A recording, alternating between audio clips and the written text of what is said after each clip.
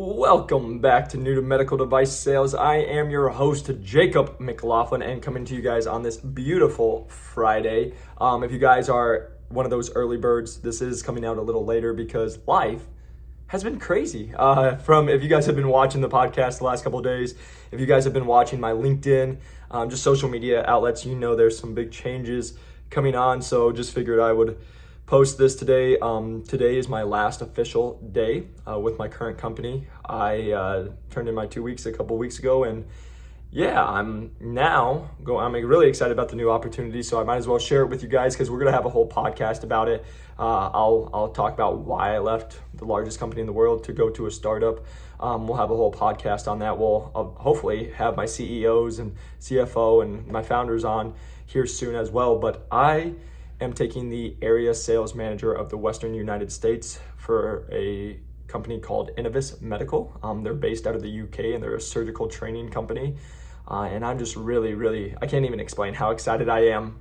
So because of that, I have the awesome opportunity to, next Thursday, I will be flying out to England and I will be doing training and coming back, and I will be running the West United States when I get back. So we are gonna come, and one of the first of the 3 reps, actually 4 reps because they hired another to run the United States. So very excited about this opportunity. I couldn't be more honored to be with the people I'm with Innovis Medical, and Elliot and Jordan, who are my founders. They are just amazing guys who live what they preach, and they're go-getters.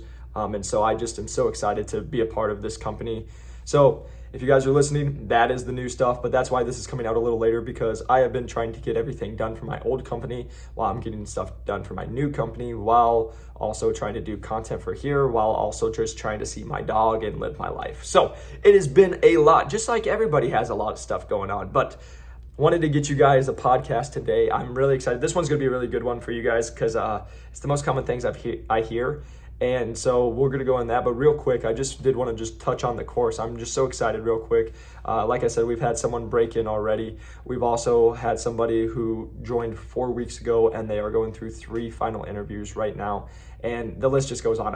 I'm just so excited. And the one thing I wanted to say, you guys know I've talked about it, it's an investment to get in, but again, this investment's going to return 20, 30x just in the first year. And then from there, in your career, it's a lot more than that. If you, like I always joke around, if you're in medical device sales for more than 10 years or 10 years and you don't suck, which even if you do suck, you'd still make over $1 million because that's only $100,000 a year. So something to think about. But I just say that because, again, if you guys are interested, reach out to me on LinkedIn or Instagram, whatever it is, at New to Medical Device Sales, Jacob McLaughlin. We can schedule a Zoom call if you are interested. The one thing I will just say is I do not allow everybody to come into the course because I don't want headaches for myself, and I don't want people that just think they can pay money and get a job, because that's not real life. That's not realistic, and you guys know me. I'm as real as it comes.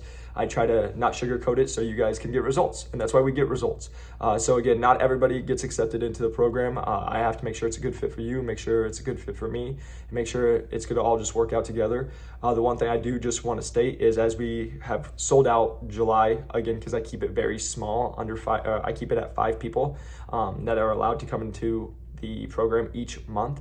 So the one thing I am excited about is we are going to be offering funding next month. So starting as of next month, I don't want you guys to think you can't get into it because, it's too much money. I don't want that to be a thing. So for under $300 a month, we can get you into getting payments and being able to just get in, because with the funding that I went with, if you guys get a job, there's no prepayment penalty if you break in. So for example, if you got the funding and then 2 months later you break in and you get a good couple paychecks, you literally could pay it off in a month or 2, and there's not going to be extra penalties to pay it off early and all that good stuff. So excited for that opportunity if that is something that is you guys are interested in. And again, if the financial parts are holding you back, I didn't want that to be a problem for anybody else anymore, because again, it's the commitment, but just working over here to make it as easy as I can for you guys.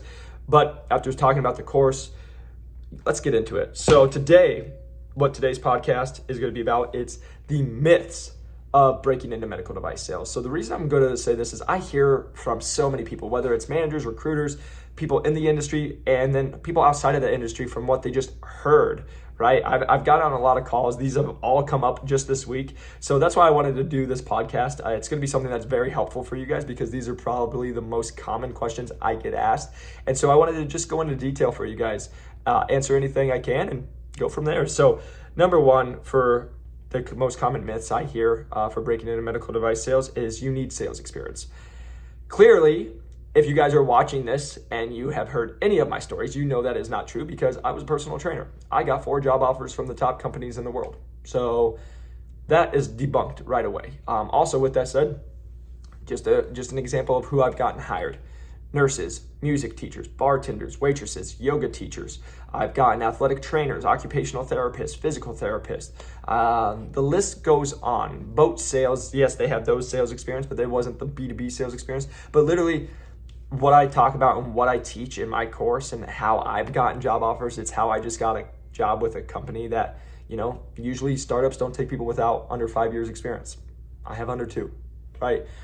It's how you prepare yourself. It's what you bring. It's what you can offer to an organization. And so that's my biggest thing. So I want you guys to know, sales experience, if they're telling you that is an objection, and some people will live and die by it. And I just have to say this because I say this to everybody in my course. I knew when I was trying to break in, they want sales experience. I know that. I know they want me to be B2B, whether that's enterprise, Paychex, Cintas, all the other ones that I could name. There's a million of them, right? But I was like, I'm not going to do that. I'm already doing, with personal training, I was already making people I was making me do all the work. I had to have people come in, do all the work for the job. They had to then get results and then not hate it enough to come back more, right? I'm already doing more than anybody selling a copier. And that's just truly what I believe. And people who are selling copiers who get offended, I'm sorry, but it was true. But I say that because you don't need sales experience, because this is the thing. Does sales experience help? 100%. Do I think you should go get sales experience? I think it could. Yes, I think you should have something that could help you, because here's why. Because there's going to be probably a chance you do get yelled at. Are you going to just quit? There's going to be some times that you just don't know the process. That's okay. But are you going to quit? That's what they're looking for. The reason they want sales experience is they know that you've gone through the process and gone. Now, what I teach in my course and how we get people hired and how I've gotten hired is if you're doing the job to get the job, right? When they say you don't know how to prospect, but you come in with an Excel sheet with names and you're already prospected and have names, dates, when you talk to them, what their position is, notes from your conversation. Guess what? You can't say I don't know how to prospect because I just did it, right? That's the kind of stuff I teach in the course, to be able to say, hey, I know you, and this is the common question, you don't have sales experience, right? Most people are like, oh my God, I don't have sales experience. You're right. But that's just an objection in the interview process. The answer is, I totally understand that I don't have your B2B sales experience, but I do have sales experience. And here's why, A, B, and C, right? You probably have friends. You had to sell yourself to your friends. You probably worked a job, hopefully, that you talked with other people. You had to talk, like if it's a nurse, you had to go to your patients and doctors you're selling to. If you're a teacher, you're selling to your kids, your students, right? I could go on the list all day, but that's how you get creative, right? Because it's just an objection. Welcome to medical device sales. I don't go talk to doctors and say, I sell this product, and they're like, yes, I want to use you every time. No, not realistic, right? They'll tell me why probably they don't want to use it first. And then I have to handle those objections, empathize with them. Oh, totally understand. And then be like, but have you thought of this? Have you tried this? Did you know about this, right? So no different than when you guys are breaking in. So number one myth is you have to have sales experience, because just get on LinkedIn. Everyone I'm getting in the course, no sales experience. Myself, no sales experience. Get on right now. You will literally talk to a lot of managers that the best people they hired had no sales experience, because it's not that. You know who's like, let me just say this, and this could rub people the wrong way, but just straight up, bartenders, waitresses, nurses, like those people have way more sales experience than anybody at freaking selling a copier, because guess what? The person who came to buy a copier already wanted the copier. You just told them which one they might want to buy, which is better. They already were going to do it. But like bartenders, they're having to have interactions every day with hundreds of people and make a decision. Waitresses, same thing. Nurses, they have to get people who are sick and not wanting to be there and probably don't feel great to trust them. They have to have doctors trust them, right? So that's my conversation there. Number 2, degree. So I get this one all the time, and it is a good one. So, and it's the advice I give. So can you get into medical device sales without a degree? Yes, 100%. Now, on the back of that end, most big companies, when I say big companies, Johnson & Johnson, Medtronic, Stryker, Smith & Nephew, all those big names, if you Google and see those names, normally they're going to they want a 4-year degree. So if you are someone who does not have a 4-year degree and you are trying to break into this industry, you should look at possibly 2 things is my advice to people. Smaller companies, right? Companies probably under 1,000 people, because they might not require that. They might be more lenient, right? These big giant companies, HR, they have to weed people out some way, so that's how they do it.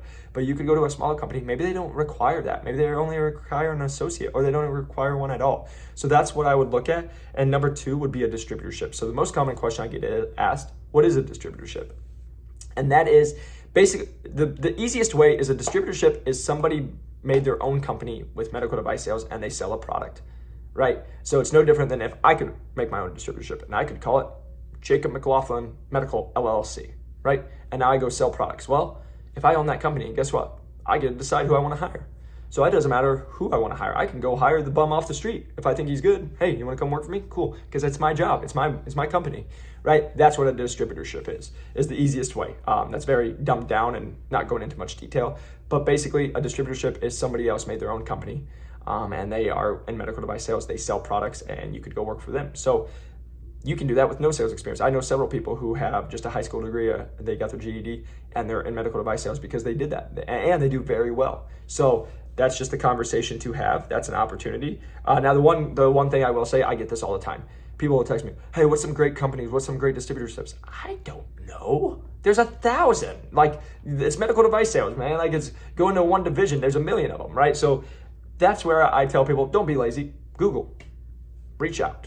I don't know, get on LinkedIn like we've talked about 1 million times and like search medical device companies and reach out to people and be like asking them, hey, do you know? Because again, I can say this to you guys, and yes, do I know some? Yes, 100%. But like, if you're in Arkansas, I don't know a distributorship in Arkansas. Like, I'm just not from Arkansas, you know? So there's a lot of humor behind that, what I'm saying right there, but just being real with you guys. Yes, you can break in with a distributorship, but like, me as Jacob, I do not know the distributor in West Virginia.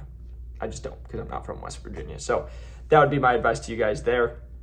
And then when we're going into the next part, we are talking about, this one was pretty funny. I got this one yesterday, so I had to debunk, because the reason I say this is lies people tell themselves.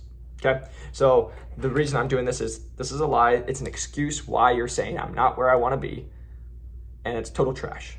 All right, so it was that you can't break into medical device sales unless you're very in shape and you're pretty. Not true. I don't know what else to say. Now, let me say this. Are there a lot of people that are in shape and pretty? Yes. Okay, there are. But it's not a requirement, right? Because they don't just be like, oh, you could, because guess what? You could be pretty and suck at sales. And somebody could not be that and be great at sales, right? That's not it. And maybe they have a horrible personality, whatever it is. This is what I've just told people. It doesn't hurt, right? It doesn't hurt to be like in shape. It doesn't hurt to like maybe be a little better looking. Like, I'm not saying that it's a requirement. It doesn't hurt though. But like, I joke around, I said this on the phone call, you know, like sometimes pretty people have it easier. Like, nobody's ever offered to put me on a private jet and send me to a island. I'm not that pretty, right? Like some girls and some guys, they get that, you know, like it's just a different world, right? Like it's just is what it is, you know? So I always joke around about that. But I'm not saying it's not a requirement 100%, but it might not hurt. But I just wanted to say that saying that you have to be pretty, that's trash. Get on LinkedIn. Look at my scuff right now. I'm not looking that pretty. So like, again, you don't have to be that. Like, being in shape, look at this is a catch-22, but all I have to say is go look at leadership in medical device sales, and I'm gonna put the guarantee that I want to say the majority of the leadership is like rock hard abs. Like, no offense to anybody in leadership that has rock hard abs or doesn't, but that's just the truth. So to make you guys feel better, yes, you can still get in without abs with that. Now, lastly, this is like a piggyback off that. You have to be an athlete. Not true, right? I was an athlete. I know a lot of people who are athletes. And yes, do athletes have a better time or maybe sometimes a little easier time getting in? Sometimes. Because let me tell you why. If you're an athlete, you've lost. If you're an athlete, you had to do some hard things. You had to do sprints that you didn't want to do. You got yelled at because you sucked at something. Welcome to life, right? That's why they're cool. Athletes are also competitive. They want to win. You don't go play a game. You don't go practice to just fucking to lose. Excuse my language as I get passionate about it. Like, that's who I am. Like, I don't understand people. They're like, let's just go play the game. Play the game? What? Like, get out of here, you loser. Like, you're going to lose. And then they'll all hold hands afterwards. Like, no, we're not. Like, I'm here to win. I'm here to crush it. Like, especially, like, my mind is like, if I'm going to do something, I'm going to do something 100% because I don't understand why I would do something I didn't really enjoy because I just want to do it. So if I'm going to do something, I'm going to give it all I got, right? So the only time that it's not that way is I try to, if it's like a family fun thing and we're just trying to have, okay. But if it's like, if we're going on competition, you're done. Like, yeah, we're going to talk trash and we're going to go. So that's what happens. I just tell people to have that conversation is that's why athletes have a time. But guess what? I know a lot of people who aren't athletes who have that same exact mindset, right? So it's just being able to show who you are, being able to get that across to people. But I just wanted to make sure that gets really clear. You don't have to be pretty. You don't have to be in shape. You don't have to be an athlete to break into medical device sales. Can it give you some advantages? Yeah, it might. But no different than sales experience. You don't have to have sales experience. Does it give you maybe an advantage? It might. You might have to work harder if you don't have that. But like, it's not the reason you're not getting in. So I say that because I hear people tell me that all the time. And all it is it's a lie. It's an excuse they're telling themselves so they can make themselves feel better why they're not breaking in. And it's like, no, you're probably not coming prepared. No, you probably didn't do the hours of research. No, you probably didn't call 100 people. No, you probably, like, I could go on, right? Yeah, the list goes on and on for that. So again, the top 3 myths that I hear is that you have to have sales experience, you have to have a 4-year degree, and you have to be pretty in shape and have or been an athlete to break into medical device sales. Simply not true. I've been able to debunk all of them. Hopefully this was helpful. Again, I could go on a million of them, right? Because I get all these questions of why they can't get in. But those are the 3 most common I've heard. I've heard them all this week. So I just wanted to get that out to you guys. But again, everything to you guys, I just want to say thank you. If you haven't, press that like and subscribe button. If you guys are listening on a podcast, a 5-star review helps us grow this channel and help more people learn about this awesome industry and this career. But again, guys, I just want to say thank you to you.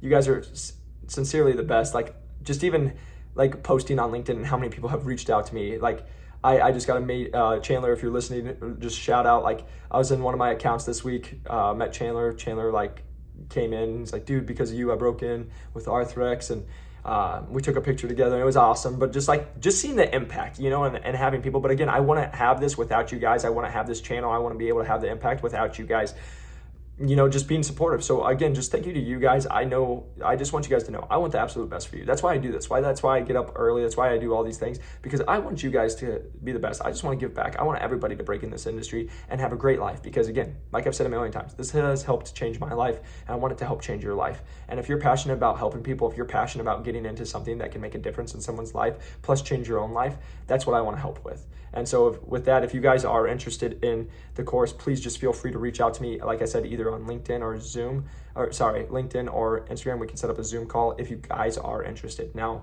please, I'm going to ask you guys, don't tell me you want to set up a Zoom call if you're not interested. If you just want to talk, that's fine. I can do that call anywhere. But if you guys are interested in the course and you want me to answer all the questions and we want to get a Zoom, I'm going to be here in my office. I'm going to sit here and I'm going to talk to you guys, and I want it to be quiet. But if it's just like, you want to know if you got to be pretty to break into med device sales, call me on the phone when I'm driving. We can have that talk anytime. So just wanted to end it there. But again, if you guys want to reach out, LinkedIn, Jacob McLaughlin, and then Jacob McLaughlin on YouTube, anywhere else, but also new to medical device sales. If you're looking on TikTok, Instagram, all the above. Get a lot of people from TikTok now. It's fun. I had someone the other day, they were like, I'm embarrassed. I'm from TikTok. And I'm like, I'm on TikTok all the time. It's funny. Like, they got so much good stuff. I get all my music from TikTok, and also I'm a big comedian dude. Like, before I go to bed, I just watch comedians, and it makes my life. So no shame in TikTok, but I appreciate you guys. I hope you have a fantastic week. Get after it, crush it, and we will talk soon. Peace.